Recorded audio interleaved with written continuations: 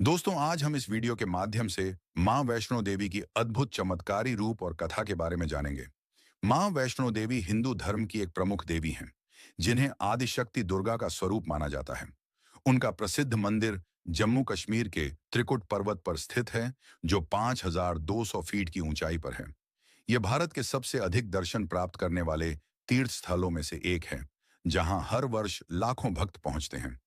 मां वैष्णो देवी को महाकाली, महालक्ष्मी और महासरस्वती का संयुक्त रूप कहा जाता है और उनकी गुफा में तीन पिंडियां, मध्य में महालक्ष्मी, दाएं महाकाली, बाएं महासरस्वती विराजमान हैं। मां वैष्णो देवी स्वयं अदृश्य रूप में वहां निवास करती हैं।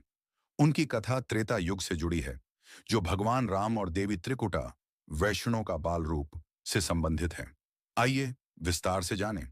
मां वैष्णो देवी का जन्म और प्राकट्य पौराणिक कथाओं के अनुसार त्रेता युग में धर्म की रक्षा के लिए भगवान विष्णु के अंश से एक कन्या का जन्म दक्षिण भारत के रामेश्वरम तट पर रत्नाकर नामक पंडित के घर हुआ।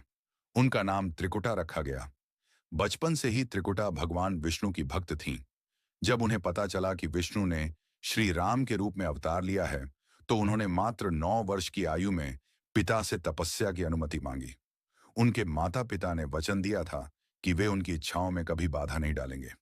त्रिकुटा ने राम को पति रूप में पाने के लिए कठोर तपस्या शुरू कर दी। सीता हरण के बाद भगवान राम सीता की खोज में रामेश्वरम पहुंचे, जहां उनकी भेंट त्रिकुटा से हुई। त्रिकुटा ने राम से विवाह की इच्छा व्यक्त की, लेकिन राम ने कहा कि इस जन्म में वे सीता के प्रति व्रतबद्ध हैं। उन्होंने त्रिकुटा को वचन दिया, कलयुग में मैं कल की अवतार में आऊंगा और तुम्हें पत्नी रूप में स्वीकार करूंगा। तब तक तुम त्रिकुट पर्वत पर जाओ, वहां महाकाली, महालक्ष्मी और महासरस्वती के पिंडी रूप में विराजो। तुम्हें वैष्णो देवी के नाम से पूजा जाएगा और तुम्हारे भक्तों के कष्ट हरोगी। राम ने हनुमान जी को उनकी रक्षा के लिए नियुक्त किया। इस वचन के कारण मां वैष्णो आज भी कल की अवतार का इंतजार कर रही हैं। त्रिकुटा त्रिकुट पर्वत पर पहुंची और गुफा में तपस्या करने लगी। मान्यता है कि उन्होंने 9 माह तक गर्भजून अर्धकुमारी गुफा में तपस्या की, जहां वे कुंवारी रूप में रहीं। यह गुफा आज भी भक्तों के लिए पवित्र है। श्रीधर और भंडारे की कथा मुख्य कथा कलयुग से जुड़ी है। लगभग 700 वर्ष पहले कटरा के निकट हंसाली गांव में श्रीधर नामक एक निर्धन ब्राह्मण रहते थे, जो निसंतान होने से दुखी थे। वे मां वैष्णो के परम भक्त थे। एक बार नवरात्रि पर उन्होंने कन्या पूजन किया। मां वैष्णो स्वयं कन्या रूप में वहां प्रकट हुई। पूजन के बाद अन्य कन्याएं चली गईं, लेकिन मां रुक गईं और श्रीधर से कहा, सभी गांव वालों को भंडारे का निमंत्रण दो। श्रीधर ने आज्ञा पालन की।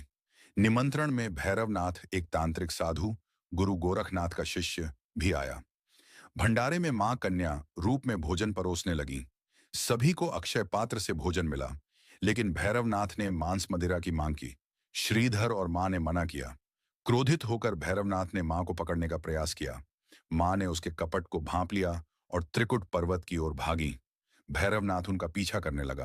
रास्ते में मां ने बाण चलाकर बाणगंगा नदी बनाई, हनुमान जी की प्यास बुझाने के लिए।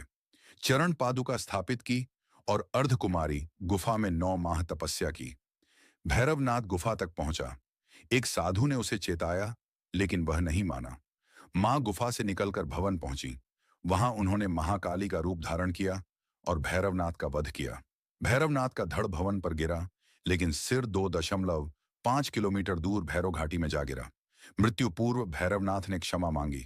मां ने वरदान दिया, मेरे दर्शन तब तक पूर्ण नहीं होंगे जब तक भक्त तुम्हारे दर्शन न करें। इसलिए आज भक्त मां के दर्शन के बाद भैरव मंदिर जाते हैं। श्रीधर को मां ने स्वप्न में दर्शन देकर भवन का रास्ता दिखाया। वहां पहुंचकर श्रीधर को अमृतत्व प्राप्त हुआ। मंदिर और यात्रा का महत्व। मंदिर कटरा से 12 से 14 किलोमीटर की चढ़ाई पर है। रास्ते में बाणगंगा, चरण पादुका, अर्धकुमारी और भवन है। भैरव मंदिर अतिरिक्त 2.5 किलोमीटर दूर है। माना जाता है कि मां केवल बुलाए गए भक्तों को ही दर्शन देती हैं। दर्शन से मनोकामनाएं पूर्ण होती हैं। नवरात्रि पर विशेष भीड़ होती है। यह कथा भक्ति, धैर्य और शक्ति की प्रेरणा देती है।